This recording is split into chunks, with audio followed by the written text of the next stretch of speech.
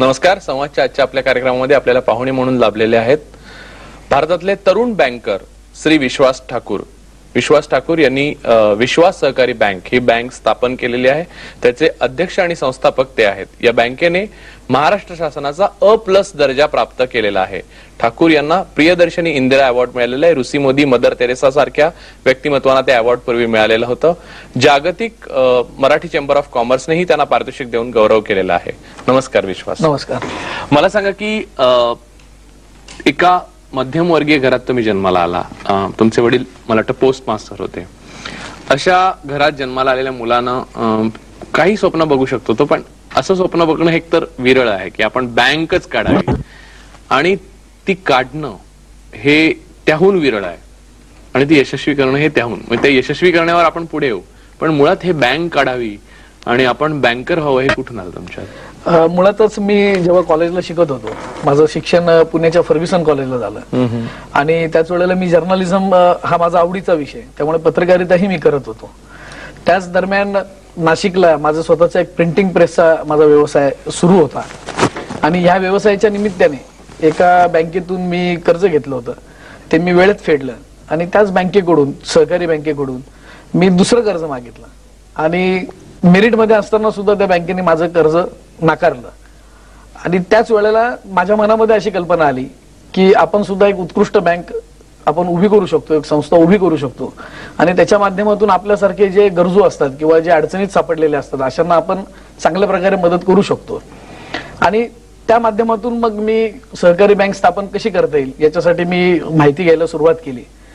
त्यावेळेला म्हणजे आता आमच्याकडे जे विभागीय सहनिबंधक आहेत मनोहर त्रिभुवन साहेब म्हणून, ते त्यावेळेला नाशिकचे जिल्हा उपनिबंधक होते आणि तालुक्याला विजय सूर्यवंशी नावाचे तालुका उपनिबंधक होते. ते आता आमचे जिल्हा उपनिबंधक आहेत.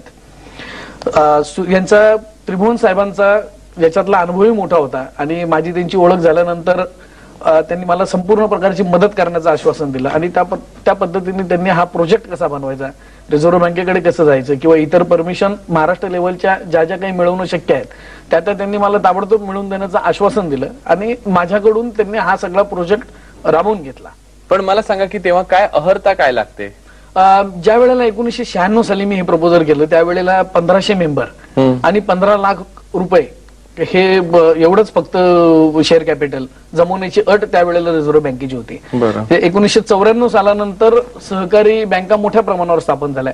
मराठी समितीचा अहवाल आल्यानंतर बँका म्हणजे रिझर्व्ह बँकेने त्यांचं धोरण बदललं आणि त्यानंतर मात्र महाराष्ट्रामध्ये मोठ्या प्रमाणावर बँकेची सुरुवात झाली आणि त्या माध्यमातून मला अर्ज केल्यानंतर 1 वर्षानंतर ह्या सहकारी बँक स्थापन करण्याची परवानगी रिझर्व्ह बँक ऑफ इंडियाकडून मिळाली. पण मग घरामध्ये तुम्हाला कितपत अशा रीतीने आपल्याला एका जिद्दीने तुम्ही ठरवलं की आपण बँकच सुरू करायची, तेव्हा घरामध्ये काय वातावरण होतं? नाही, साधारण पहिल्यापासून माझा तसं सामाजिक काम करण्याकडे ओढा मोठ्या प्रमाणावर होता. घरातले आमचे सगळेच, आई सोडली तर वडील पोस्टात होते.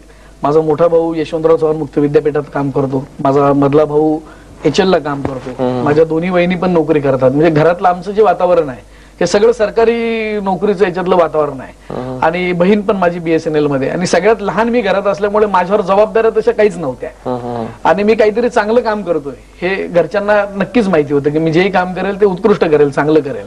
त्यामुळे त्यांनी मला हे काम करताना जेवढं शक्य आहे तेवढी मदत मला त्यांनी मनापासून केली आणि म्हणूनच मी ही संस्था स्थापन करू शकलो. आज ही बँक एका पद्धतीने उभी राहिलेली आहे आणि ती पसरलेली आहे आणि त्याला A+ हा दर्जा दिलेला आहे महाराष्ट्राने. हा A+ दर्जा काय आहे?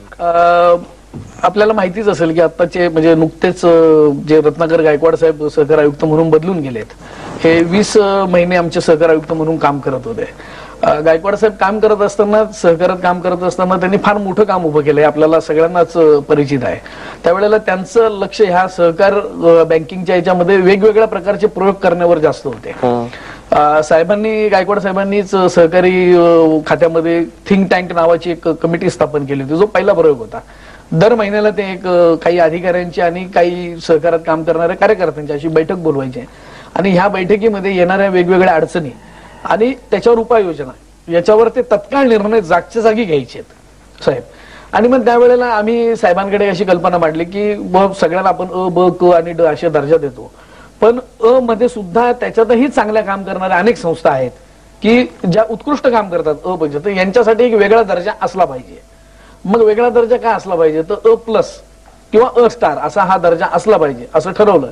आणि मग त्यांच्यासाठी 200 मार्काचा MIS केला गेला की 180 मार्काच्या वर ज्यांना पडतील त्यांना तो अ प्लस असा दर्जा दिला जाईल, असं अशा प्रकारचं धोरण निश्चित केलं गेलं. आणि आपल्याला सांगायला अतिशय आनंद होतो की 31 मार्च 2003 या अखेर महाराष्ट्रातल्या 657 बँकांपैकी फक्त 46 बँकांना अ प्लस हा दर्जा मिळालेला आहे आणि त्यात विश्वास बँकेचा सहभाग आहे. पण मला सांगा, आता ह्या अ प्लस जो दर्जा आहे त्याच्यासाठी कोणत्या कोणत्या गोष्टींची पडताळणी केली जाते? त्यांनी असं केलं की जी आमच्या याच्यामध्ये वेगवेगळ्या प्रकारच्या ऑडिटमध्ये वेगवेगळे नॉर्म्स असतात, अशी भरपूर नॉर्म्स आहेत त्याच्यामध्ये. ठेवी कर्ज दिली, ठेवी कर्ज, तुमची रिकव्हरी, तुमचं NPAचं पर्सेंटेज, तुमचं कामाचं फंक्शनिंग कसं आहे, तुमचं मॅनेजमेंट कसं आहे, तुम्ही ट्रेनिंग दिलंय का नाही, ह्या विविध गोष्टींचं त्याच्यामध्ये त्यांनी समावेश केलेला आहे जेणेकरून कोणावरही अन्याय होणार नाहीत. आणि त्याला 2-2, 1 मार्क, 2 मार्क, 3 मार्क, 4 मार्क अशा पद्धतीने त्यांनी त्याची मार्काची विभागणी केलेली आहे आणि त्यानुसारच ते मार्क दिले जातात. त्याच्यामुळे त्याच्यात पार्शलिटी होण्याचा प्रश्न निर्माण होत नाही. आता मला सांगा पण की सहकारी बँकांमध्ये एक मधल्या काळामध्ये असा प्रचंड अविश्वासाचा वातावरण निर्माण झालं की सहकारी बँका भराभर बुडू लागल्या आणि राजकीय नेतृत्व सहकारी बँकांच्या शीर्षस्थ असलेलं आणि त्याचे नातेवाईक आणि सगळ्यांनी म्हणून त्या बँकांमधनं वाटेल तशी कर्ज घेऊन ते बुडली, अशी उदाहरणं भराभरा डोळ्यासमोर आली. लोकांना भीती वाटावी अशी परिस्थिती होती. तर वास्तविक अशा प्रकारे बँका वेगाने बुडण्याचं काय कारण होतं आणि त्याच्यावर प्रतिबंध ठेवण्याकरता म्हणजे काय करायला पाहिजे? म्हणजे तुमच्या बँकेने एक चांगलं उदाहरण घालून दिलं, पण तुम्ही काय सुचवाल की असं का होतं? या प्रश्नाच्या उत्तर आणण्याकरता एक ब्रेक.